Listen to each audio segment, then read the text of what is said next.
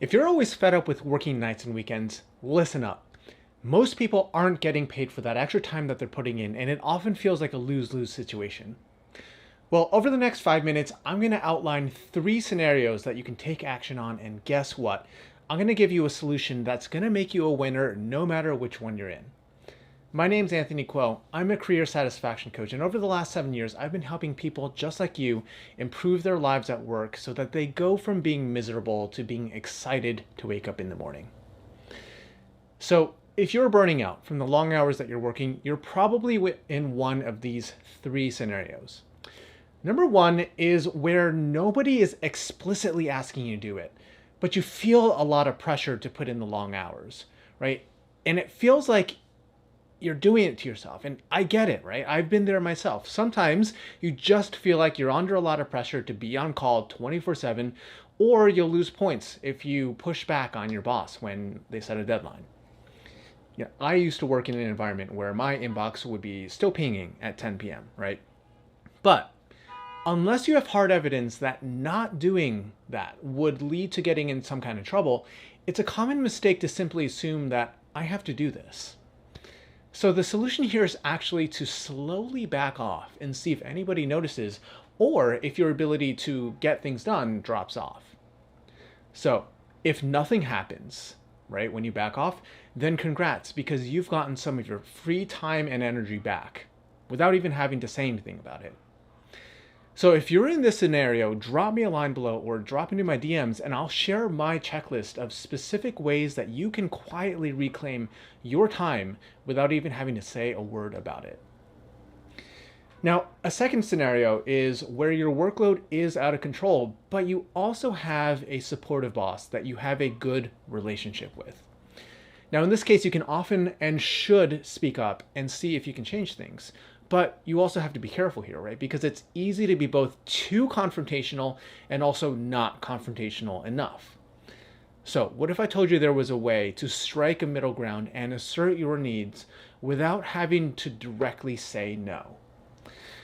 The trick here is to enlist your manager's support in going to bat for you, whether that's advocating with HR or finance for more resources, or spreading the workload around the team, or just simply being the heavy and saying no on your behalf. So if you're in this scenario, good on you, because this is actually the one where you have the most wiggle room.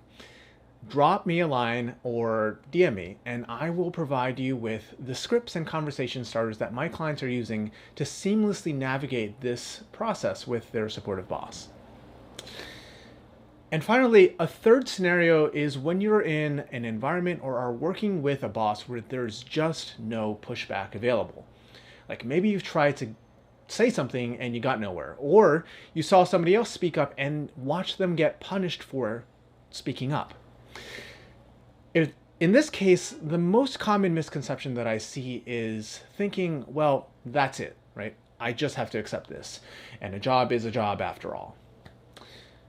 But actually, no, right? Unless you're in a very, very small minority of edge cases, you do have a way out.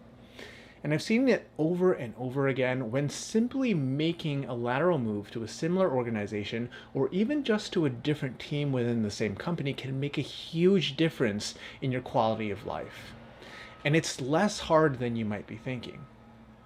And look, I get that it's scary to think about making a change. We've all been there, right?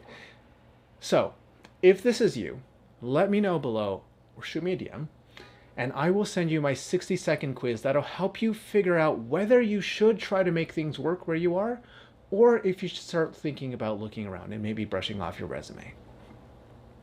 Okay, so which scenario applies to you? Are you in number 1 where nobody's saying anything but you're doing it? Number 2, where you have a supportive boss that you have some wiggle room with? Or are you in situation number 3 where there's just absolutely no leeway? Let me know below or send me a private message and I will share with you the appropriate resource with you that is going to be customized to your situation. And what if you're not sure, right? Also let me know that and I'll ask you some questions to help you figure that out. I'll just leave you with this thought. You do not need to suffer in silence, and I'm here to help.